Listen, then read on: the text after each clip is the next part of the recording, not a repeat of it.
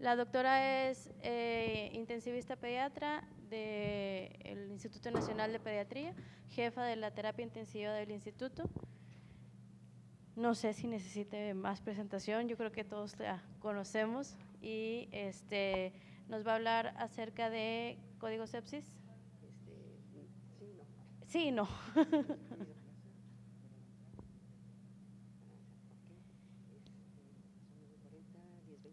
Sí, más o menos.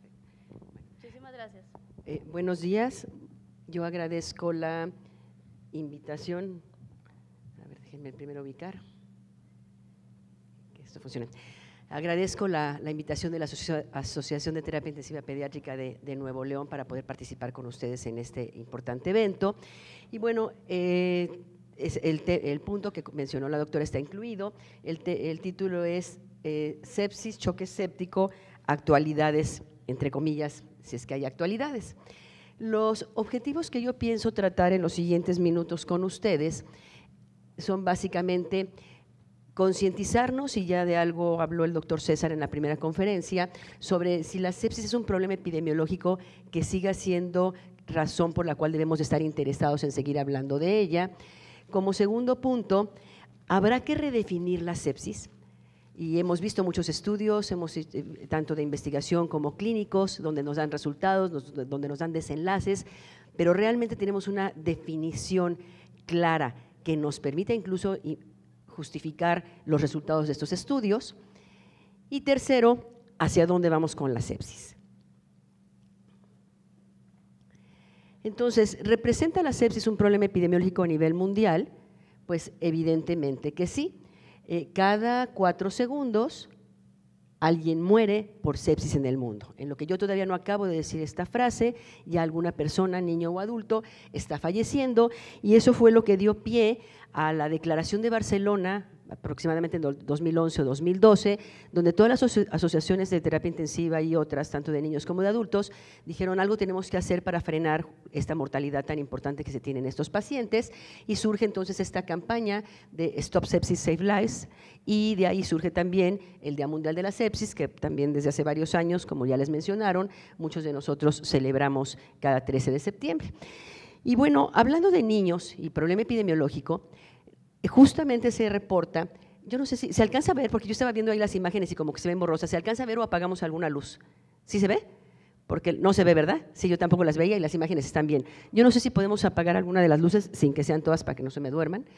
Entonces, en el mundo, cada año mueren 6 millones de niños menores de 5 años. O sea, 6 millones de niños menores de 5 años. ¿Qué acto terrorista, qué guerra, qué evento causa la mortalidad de 6 millones de niños menores de 5 años al año? Pues ninguno. ¿Y acaso a alguien le preocupa esta cifra? Pues evidentemente no. Por eso estamos aquí, y ustedes y yo trabajando en todo esto, y surge esta alianza global para detectar tempranamente la sepsis, disminuir la mortalidad, y que se pretendía disminuir en un 20% para el año que entra, que es el 2020 como fecha límite. Y también en Estados Unidos acaba de surgir en el 2017 una alianza similar para justamente contrarrestar esta mortalidad o disminuir esta mortalidad. Pero el primer problema con el que tenemos que enfrentarnos justamente para tratar de disminuir esta mortalidad o detectarlo tempranamente es cómo definir la sepsis. Y pues yo aquí me di a la tarea de hacer esta evolución, digamos, cronológica, en la cual en los años 60 surgen las primeras unidades de cuidados intensivos, y las iniciales, como ustedes saben, fueron terapias intensivas neonatales, y de ahí siguieron las pediátricas. Pero es hasta el 92, vean, 30 y tantos años después, donde aparece el artículo del doctor Bone, que fue un parteaguas, donde el doctor Bone hace el primer consenso para definir sepsis y sus diferentes estados evolutivos. Evidentemente era dirigido a pacientes de adultos y no había una referencia en valores ni mucho menos a nivel pediátrico. Y es ahí donde surgen los criterios de respuesta inflamatoria sistémica para definir clínicamente si un paciente estaba séptico o no, con choque séptico o no. En el 2002 surge este segundo consenso, conocido como Sepsis 2, en el cual dicen, bueno, hablar solamente de datos clínicos de respuesta inflamatoria como frecuencia cardíaca, frecuencia respiratoria, leucocitosis, no es suficiente. Entonces, en este nuevo documento que aparece en el 2001, vamos a ver que surgen algunos cambios donde quieren agregar algunos marcadores como son procalcitonina, como son PCR, para justificar todavía más el diagnóstico clínico de sepsis. Pero no es hasta el 2005 cuando surge el primer consenso de definiciones pediátricas. O sea, vean, varios años después.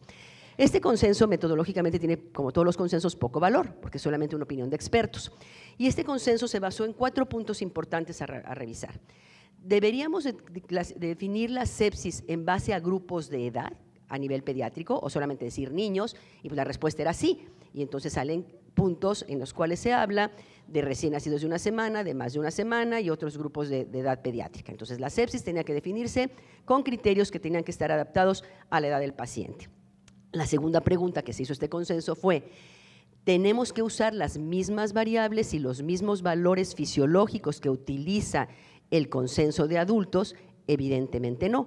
Y entonces, si ustedes recuerdan, este consenso trae una tabla donde nos habla de valores para decir cuándo es taquicardia, cuándo hay leucocitosis, cuándo hay leucopenia, y lo hace por grupos de edades. Y el tercer punto era: ¿debemos de aplicar los mismos criterios de falla orgánica que aplican los adultos? Y entonces también se hace la adaptación. Y la cuarta pregunta es que se quiso contestar este consenso, es tratar de definir puntos de corte para protocolos de investigación. Pero para fines de esta plática, los 3 primeros puntos son en los que voy a estar hablando.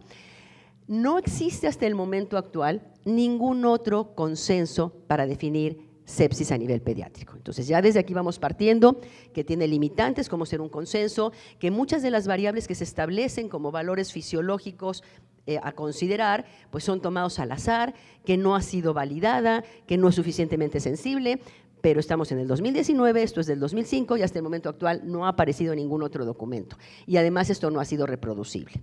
Otro parteaguas viene alrededor del 2012, como el documento final, 2013, donde viene la famosa campaña de supervivencia de la sepsis, donde ahí sí hay un capítulo pediátrico donde nos establecen, o el punto importante de este documento es que nos establecen metas a seguir la primera hora, las siguientes 6 horas, ya sea en el escenario fuera de la terapia intensiva, ya sea dentro de la terapia intensiva.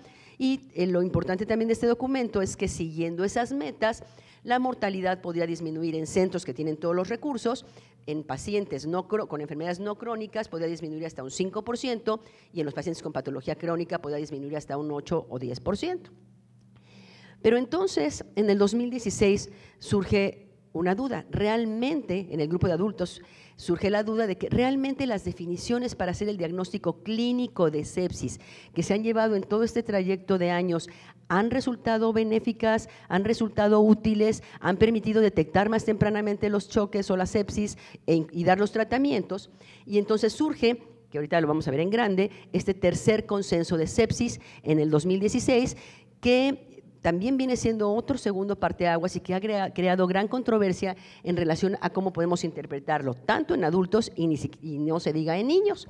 Y entonces yo me voy a detener a hablar de 2 documentos que creo que para nosotros pediatras son fundamentales cuando hablamos de sepsis en este momento. Es este consenso Sepsis 3, que habla de definiciones de redefinir sepsis y choque séptico, y el otro documento al que me voy a referir, que se publica en el 2017, que ya algunos de mis compañeros que me precedieron lo mencionaron, es cuál debe ser la reanimación hemodinámica de un niño recién nacido o pediátrico con sepsis o choque séptico.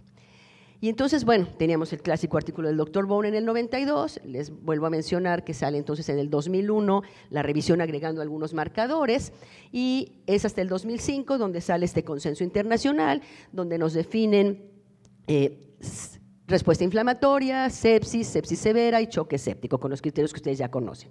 Cuestionando mucho la razón de existir de la sepsis severa, yo siempre pensé, incluso antes de que se saliera esta innovación, que diferenciar clínicamente sepsis severa de choque séptico en la clínica era una línea muy endeble y que para fines prácticos cuando uno decía sepsis severa ya estábamos manejando cargas como si fuera un choque, y eso se cuestionó y se modificó ahora en el nuevo documento. Entonces, dentro de esta misma línea, entonces el parteaguas va a ser justamente cómo interpretar o si seguimos interpretando estos conceptos del consenso pediátrico o si tenemos que modificarlos, y aquí les mencionaba yo la disminución de la mortalidad de niños sanos hasta el 5% o en crónicos hasta 10%. ¿Cuáles son las definiciones hasta este momento establecidas? ¿Tienen limitantes esas definiciones de hablar o diagnosticar sepsis, choque séptico en base a respuesta inflamatoria sistémica, como se había mencionado o manejado previamente? Pues la primer limitante es que basarnos o fundamentar el diagnóstico solo en respuesta inflamatoria sistémica, una de sus principales limitantes es que no solamente incluye a los pacientes infectados. La respuesta inflamatoria se puede presentar en pacientes que no estén infectados. Las deficiencias de este modelo es que el diagnóstico se estableció exclusivamente en base a inflamación y la sepsis es muy heterogénea y no solamente habla de inflamación, habla de muchos otros conceptos más genéticos, biológicos, etcétera, etcétera. El segundo punto, les mencionaba anteriormente, la confusión que generaba diferenciar sepsis severa de choque séptico. Estos criterios de respuesta inflamatoria sistémica, donde alguien dijo, pues arriba de 150 es, por inventar, es una elevación de la sistólica, o 15.000 leucos es ya considerar alto, pues finalmente son criterios o valores con muy baja sensibilidad y especificidad, los considerados en estos fundamentos solamente en base a respuesta inflamatoria sistémica. Entonces, las variables de respuesta inflamatoria sistémica finalmente no tienen un fundamento. Eso es una de las limitantes. Segundo, la respuesta inflamatoria sistémica es adaptativa. Inicialmente no era una situación de agresión directamente. Y algo bien importante, la validez de constructo tanto intelectual como clínico. El constructo intelectual se refiere al concepto que yo tengo fisiológico de sepsis y el constructo clínico es cómo yo diagnostico con qué parámetros al paciente con sepsis a la cabecera del mismo. Entonces, no hay una validez de constructo ni intelectual ni clínico. La respuesta inflamatoria sistémica no es una situación de disregulación por parte del huésped, situación que se pone a consideración en el documento 2016. Y finalmente, no siempre podemos demostrar con criterios bacteriológicos el proceso infeccioso. Entonces, todas estas son limitantes. Y entonces continúa la pregunta, ¿debemos o tenemos la necesidad de nuevas definiciones para sepsis? Al no tener criterios estandarizados, como hemos mencionado hasta ahorita, e incluso en diferentes escenarios, porque aquí otro punto que vamos a tratar después, no es lo mismo estos criterios en una institución como esta o en una institución como en la que yo trabajo, donde contamos con los recursos y que no son la realidad de este país, a lo que se puede ver en África, a lo que se puede ver en Asia o en situaciones de poblados mexicanos que también tienen muy pocos recursos. Al no tener criterios estandarizados e incluso en diferentes escenarios, la toma de decisiones va a ser inadecuada porque el diagnóstico no está del todo bien fundamentado y esto ha llevado al sub- o al sobrediagnóstico del problema. Y nos hace pensar, todos estos resultados de los cuales nos han hablado de mídele el gasto cardíaco y si está en esta fase y de la otra y el sepsis le fue bien y no, ni siquiera tenemos fundamentado qué estadio de la sepsis tenía. Y entonces habrá una necesidad de redefinir la sepsis y viene este consenso del 2016, que es el artículo que más se ha leído en el JAMA desde que apareció y que básicamente se sustenta en evaluar si habría que modificar o actualizar las definiciones de sepsis y choque séptico, porque finalmente estas que fueron establecidas en el 92 con el conocimiento que había en ese año, ha cambiado porque en los últimos 26 años ha habido nuevos conocimientos a nivel de patofisiología, en disfunción orgánica, en morfología, en biología celular, en bioquímica, en genética, en epidemiología, en inmunología, que nos hacen cuestionarnos esos criterios iniciales. Y la conclusión es que sí tenían que cambiarse las definiciones, que tenían que ser reemplazadas las definiciones previas y no sustentarlas solamente en respuesta inflamatoria sistémica. Y entonces, esto está más lento de lo que aparecen estos nuevos criterios de sepsis, en el cual la nueva definición nos dice, la sepsis es una disfunción orgánica que amenaza la vida y que se debe a una desregulación. Esta es la palabra clave. El huésped no reacciona igual a la infección, por lo tanto no solo es respuesta inflamatoria. Y esa es una de las explicaciones por las cuales, si aquí ahorita nos pusieran a todos enfrente a un estreptococo, a lo mejor alguno haría gripa y alguno haría sepsis o alguno haría neumonía, porque tenemos una respuesta de huésped desregulada ante ese agente específico que se está estudiando, que incluso puede estar predeterminada genéticamente. Entonces cambia la definición agregando esta palabra clave que es desregulación y definen choque séptico como un subgrupo de la sepsis donde se acompaña de disfunción importante a nivel circulatorio, celular, metabólico y que evidentemente lleva a mayor mortalidad.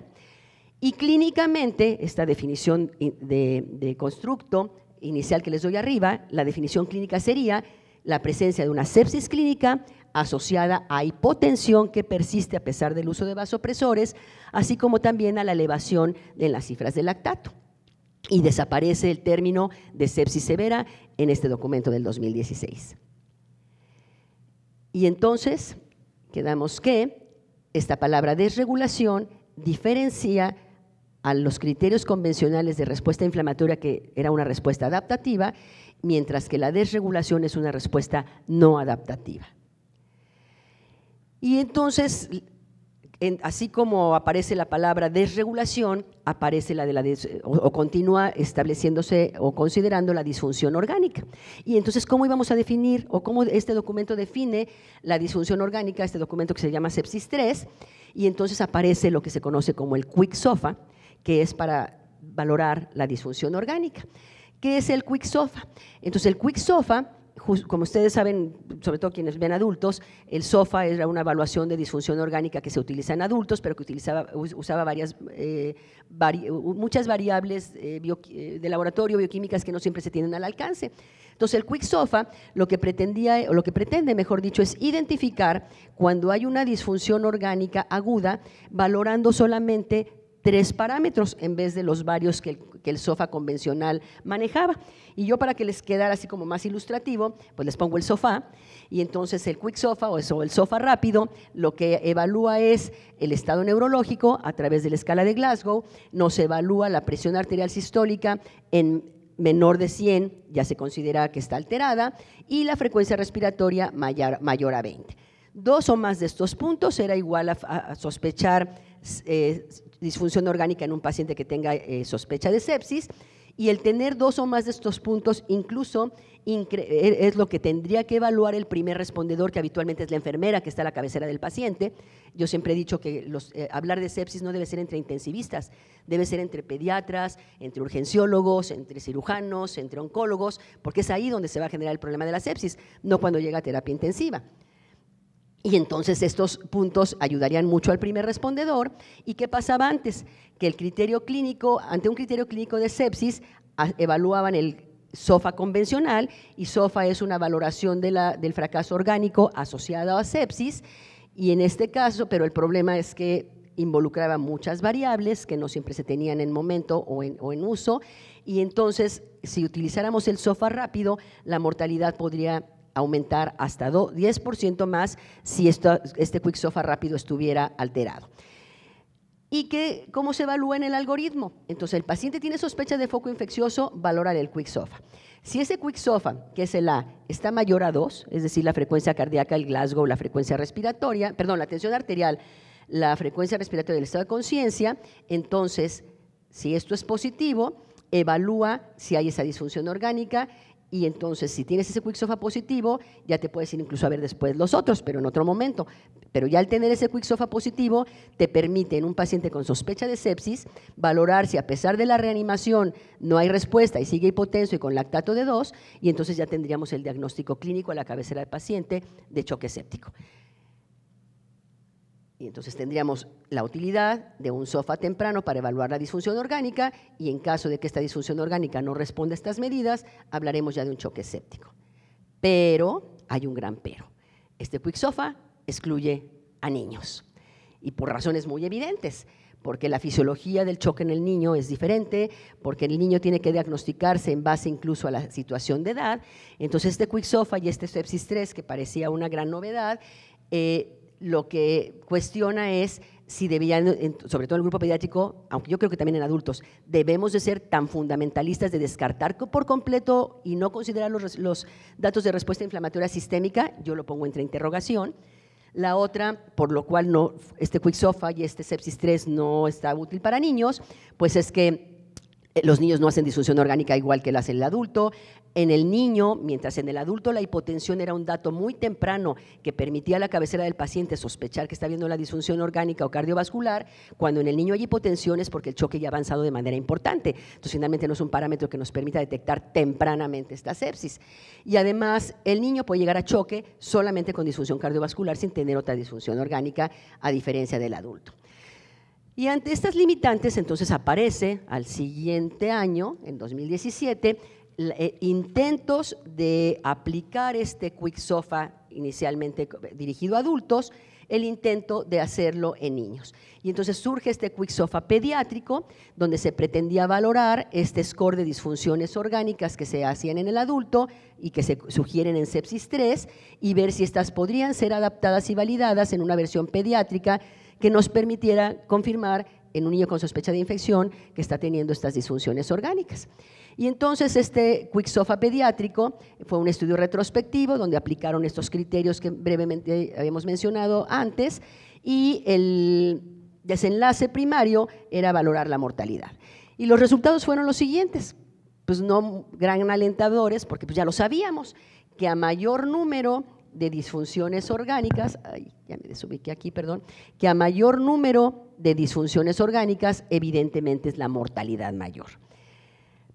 Pero pues tampoco hay que desechar este primer intento, la conclusión es que puede adaptarse un Quick-SOFA pediátrico y debe hacerse de acuerdo a la edad o ajustado a la edad del paciente en el niño crítico, y que finalmente pues uno de los beneficios de este artículo, si no es concluyente como para tenerlo de detección temprana, es el primer estudio donde se hace esta evaluación en pacientes pediátricos y por lo tanto si se sigue este camino seguramente podremos encontrar resultados más prometedores.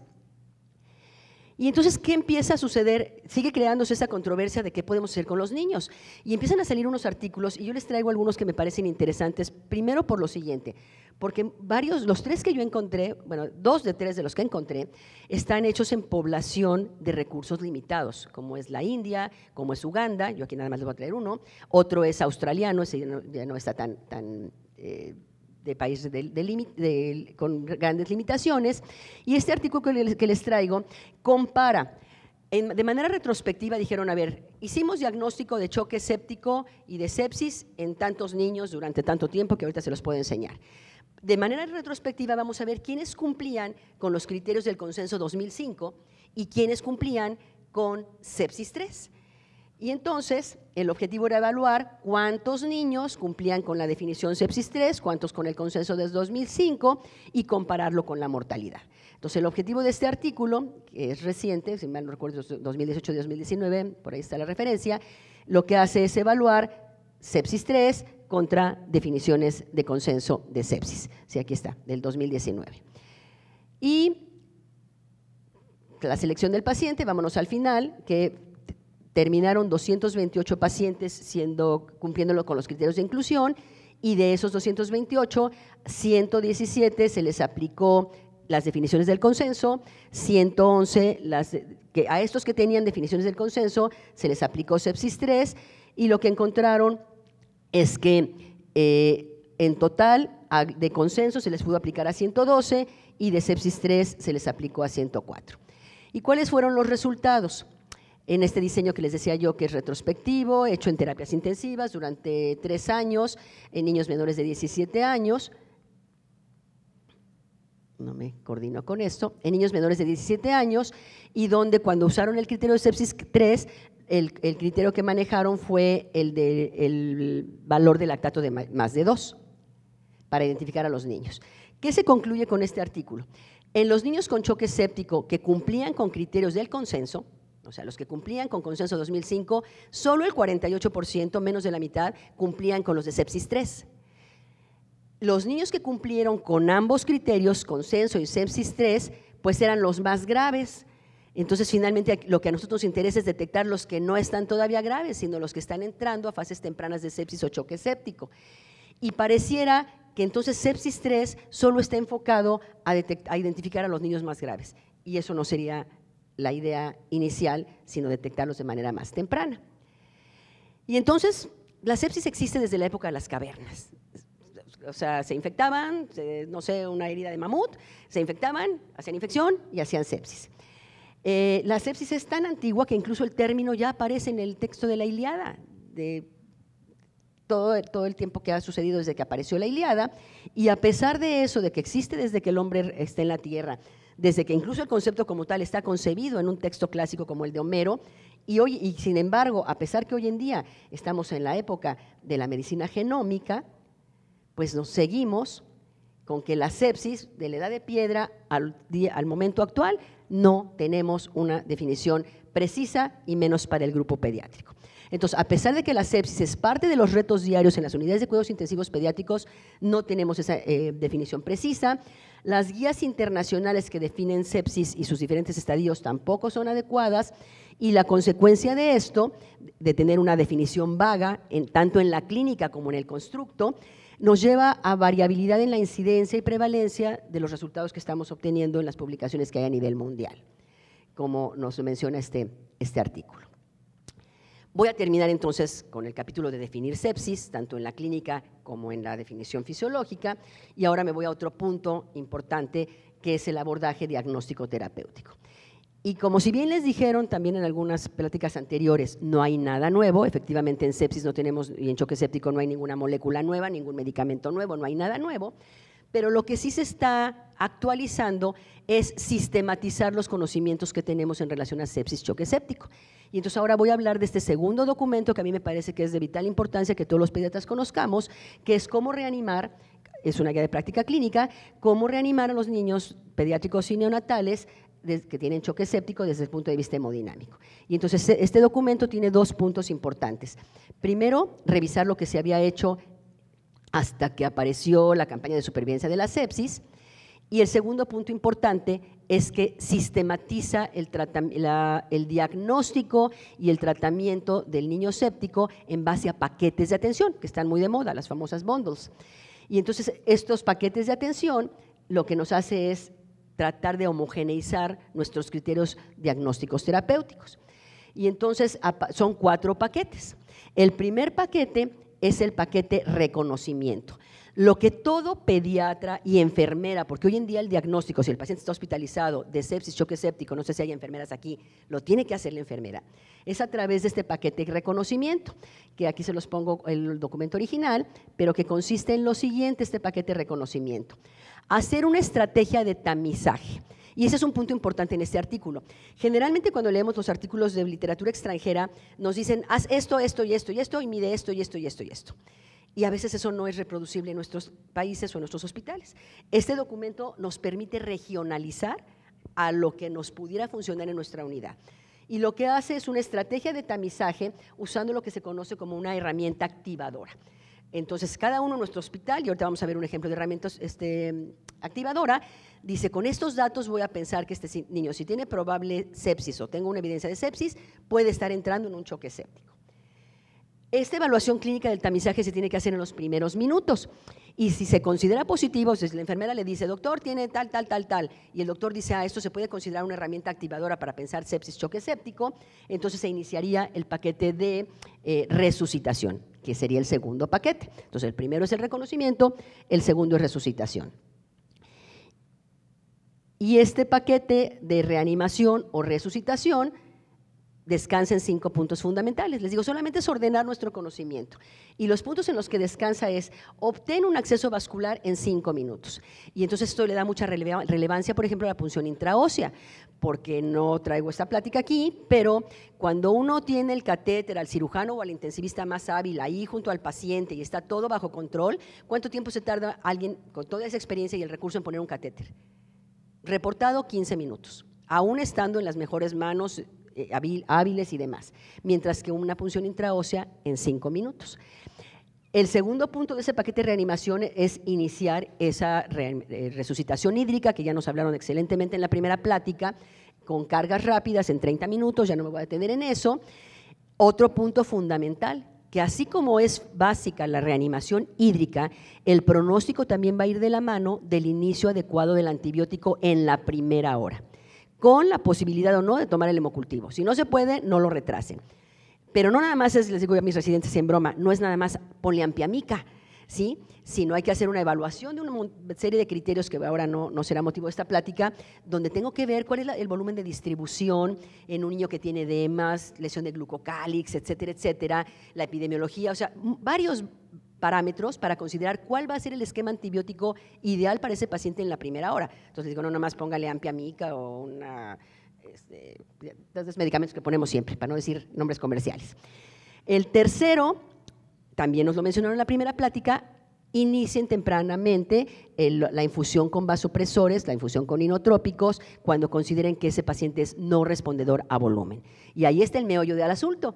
Cuándo es respondedor y cuándo no, y con qué lo puedo medir y con qué no, porque ya vimos que la PVC es una medición estática que no nos permite saber el estado actual de esa precarga, y entonces vamos a cambiar ese criterio de ponle una carga 20 y si no mejora otra carga 20 y si no mejora otra carga 20, como lo hacíamos hace varios años. Ahora tenemos que estar valorando dinámicamente esa precarga para ver si el niño requiere otra segunda o tercera carga, o quizás mejor iniciar los antibióticos, y bueno, ya nos hablaron de algunas medidas, incluso por ultrasonografía y demás, para valorar esa precarga.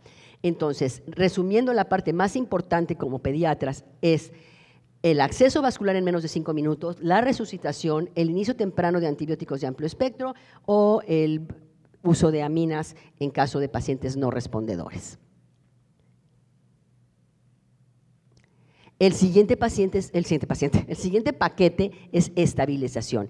Esto ya es en el área de terapia intensiva, pero no es lo mismo que el niño o ya no tenga que ir a terapia intensiva porque lo reanimamos bien como pediatras, o que si va a ir a terapia intensiva vaya en las condiciones adecuadas, y no como nos sucede a muchos de nosotros, que cuando nos llega el niño ya es porque está hipotenso, es porque ya lleva varias horas hipoperfundido, con lactatos elevados.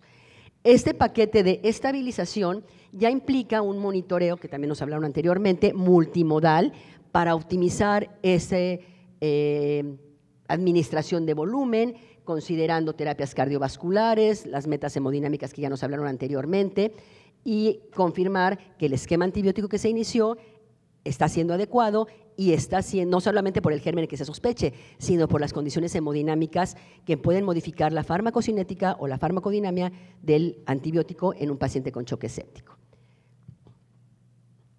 Y el paquete de adherencia. A mí me encanta, porque guías y consensos hay miles y desde hace mucho tiempo, o cientos, pero el asunto es que nunca nos apegamos a ellos. Entonces, si la guía me dice, incluso con niveles de evidencia, ten un acceso vascular y empieza una carga rápidamente, no me dejarán mentir que muchos de nosotros, bueno, eso es lo que dice la guía, pero mi experiencia como doctora Márquez en mi terapia intensiva es que mejor se la damos a 15. Eso es lo que no funciona. Y por eso no tenemos buenos resultados, por eso no tenemos estudios adecuados, porque terminamos haciendo lo que queremos. Entonces, en este nuevo documento dicen, ¿saben qué? Hay que valorar la adherencia a las recomendaciones que se están estableciendo, para que podamos medir la adherencia tanto a usar la herramienta disparadora, a la resucitación del paciente como las guías dicen, y a la estabilización utilizando estos paquetes de atención. Eso nos permitirá tener entonces análisis más precisos para identificar por qué no se llevan a cabo estas adherencias. Y cuando yo lo veo en el hospital donde trabajo, en el Instituto Nacional de Pediatría, y les pregunto a los residentes, ¿por qué no seguiste la guía o a los adscritos? Los argumentos son verdaderamente inverosímiles, ¿sí? Todo el mundo conoce el documento, todo el mundo conoce las cargas, todo el mundo conoce eso, más no todo el mundo lo aplica. Y esto nos permitiría tener entonces o modificar esas barreras que hay para la adherencia de estos paquetes. ¿Hacia dónde vamos? Entonces, seguimos sin definiciones, seguimos sin tratamientos nuevos, hay que tratar de sistematizar el conocimiento, hay que tratar de tener definiciones homogéneas que nos permitan evaluar realmente los estudios y los resultados de los mismos, pero esto va mucho más allá. Y entonces no se trata nada más de ver si la respuesta inflamatoria, si la desregulación. Hoy en día ya se está pretendiendo a través de valoraciones genéticas, de expresiones de firmas genéticas, poder evaluar qué paciente está en riesgo de desarrollar un proceso séptico. Y, por ejemplo, este artículo del doctor Zimmerman, en el cual están haciendo esta medición de una firma de mensajeros del RNA versus y lo que hacen es medir pacientes que tienen respuesta inflamatoria, pero los que la tienen con proceso infeccioso y los que lo tienen, por ejemplo, porque tuvieron un bypass cardiovascular, que no tienen ninguna situación agregada de infección. Y entonces esto lo empezaron a hacer en adultos para poder diferenciar si esta firma genética, si esta señalización genética a través de RNA podía diferenciar en adultos cuando esta firma era positiva, si el problema era infeccioso o solamente era una respuesta inflamatoria en una situación en la cual no había infección. Entonces, el objetivo era evaluar esta prueba de laboratorio, ahora ya en pacientes pediátricos, y fueron pacientes pediátricos en los cuales se tendría diagnóstico de sepsis severa y el grupo de pacientes que estaban sometidos a una situación de cirugía cardiovascular, y lo que encontraron o las conclusiones iniciales, es que empieza a haber la posibilidad de que haya maneras de discriminar de una manera más clara cuando hay clínicamente, o diferenciar cuando la situación de respuesta inflamatoria obedece solamente a una reacción, por ejemplo, de un bypass cardiovascular versus niños que tienen procesos inflamatorios secundarios a sepsis. Y la conclusión es que sí puede haber la posibilidad de discriminar esto de una manera adecuada para diferenciar procesos inflamatorios y de no inflamatorios, procesos inflamatorios infecciosos y no infecciosos, y que esto apoye el diagnóstico de sepsis. Desde el 2011 sale este criterio, antes del 2011 salen estos criterios de Barcelona y esta preocupación de disminuir la mortalidad. ¿Qué hemos hecho nosotros en el Instituto Nacional de Pediatría para colaborar con esto? Y es algo a lo que los invito a que cada quien en su centro empiece a trabajar esto de manera más activa. Nosotros empezamos en el 2011, la doctora Patricia Zárate, adscrito de terapia intensiva, y el doctor Agustín de Colza, infectólogo pediatra que trabaja en la terapia intensiva. Creo que es el único infectólogo pediatra especialista en terapia intensiva, porque él tiene 10 años con nosotros trabajando terapia intensiva, y posteriormente presentamos esta iniciativa a la Academia Mexicana de Pediatría, de la cual soy secretaria actualmente, y lo que empezamos a hacer fue, tenemos que sensibilizar a la gente fuera de la terapia intensiva del problema de la sepsis, y entonces empezamos a hacer estas caravanas sepsis choque séptico. Ya en Monterrey hemos de cerca de 3, a diferentes niveles. Teníamos un nivel para pediatras, un nivel para intensivistas, ya tenemos una sección de paciente oncológico, que nosotros en el hospital tenemos mucho paciente oncológico y les hemos dado estos cursos a los oncólogos.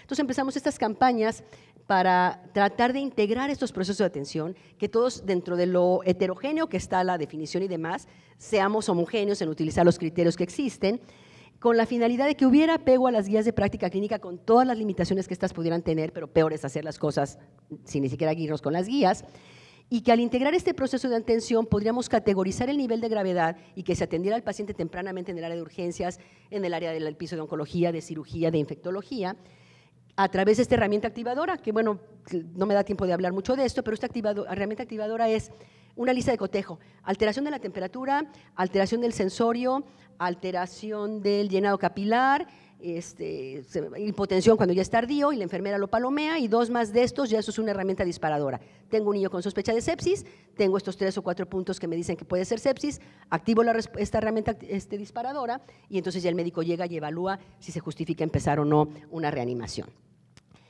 Y esto nos llevará a cambiar en la organización de los hospitales, en tener criterios más apegados a las guías, y que esto mejorara en la atención de calidad de los pacientes. Y entonces, junto con estas caravanas, empezamos a trabajar el Día Mundial de la Sepsis, adheridos a la campaña internacional que hay con origen en Inglaterra, y pues estos son los resultados que hemos tenido. Hasta el momento hemos dado 21 talleres, se han capacitado cerca de 1,260 pediatras y enfermeras que trabajan en áreas donde hay niños que pueden generar o sospechar sepsis.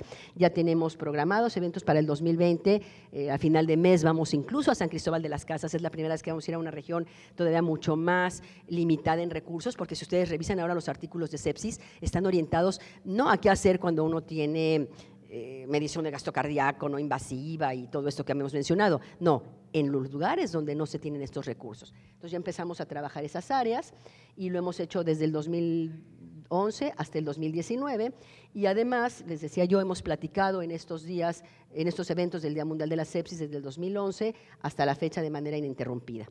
Hemos participado con la Academia Nacional de Cirugía, Nacional de Cirugía, en la producción de la parte pediátrica de estos documentos de sepsis, y hemos encabezado esta guía y la actualización que fue en el 2016 de la guía de práctica clínica. Lo que nos sucedió tristemente con la guía de práctica clínica es que la terminamos en 2016 como en noviembre, y en diciembre sale sepsis 3. Entonces hay que volverla a revisar. ¿Con qué mensajes nos quedamos, o quisiera yo que se quedara? Siempre pienso, ¿qué es lo que más puede penetrar en la mente de nosotros para tomar conciencia? Y yo creo que es esto. Entonces, tomemos conciencia de que la sepsis es un problema que mata a muchos niños en el mundo, y adultos también. Segundo punto, la sepsis no es un proceso estático, la sepsis no es solamente respuesta inflamatoria, la sepsis es un evento muy heterogéneo con muchas aristas que tenemos que considerar, tanto para el diagnóstico clínico, que es el más importante, como de los eventos o protocolos de investigación. A pesar de la enorme carga que representa la sepsis, tanto de mortalidad como de costos para el grupo pediátrico, las definiciones convencionales tienen un valor limitado para identificarla a la cabecera del paciente. La utilidad de estas definiciones en base solo a respuesta inflamatoria sistémica carecen de sensibilidad, bajo valor predictivo y no han sido validadas. Las definiciones tienen un beneficio limitado en países con recursos bajos. Ya nos enseñaron el artículo de Mailand, donde el reanimar con cargas y demás a este grupo que tenía malaria, etcétera, era peor con las recomendaciones que se hacen para países que sí tienen recursos. Finalmente, esto impacta en los resultados reportados, tanto a nivel clínico como de investigación, como en los análisis de costos de los pacientes. Y no se olviden, esto es una patología tiempo dependiente. Y yo siempre les digo a mis residentes, no estén a la expectativa, o sea, tienen un lactato elevado, ya están viendo a ver qué le hacen y están echando la ciencia de dónde viene el lactato, no. Y yo les digo, imagínense una vela encendida se está consumiendo continuamente. Un niño que tiene sepsis y que se está yendo al estado de hipoperfusión y se está yendo al choque, es una vela que se está consumiendo minuto a minuto. Entonces, no olvidar que esto es tiempo dependiente y que entre más pronto determinemos que tiene sepsis y actuemos de acuerdo por lo menos a las guías, la mortalidad será mucho mejor. Y termino con este mensaje de que todo esto debe ser enfocado a que en algún momento dado tengamos un México o un mundo libre de sepsis, y pues agradezco su atención, creo que estoy dentro del tiempo. Muchas gracias.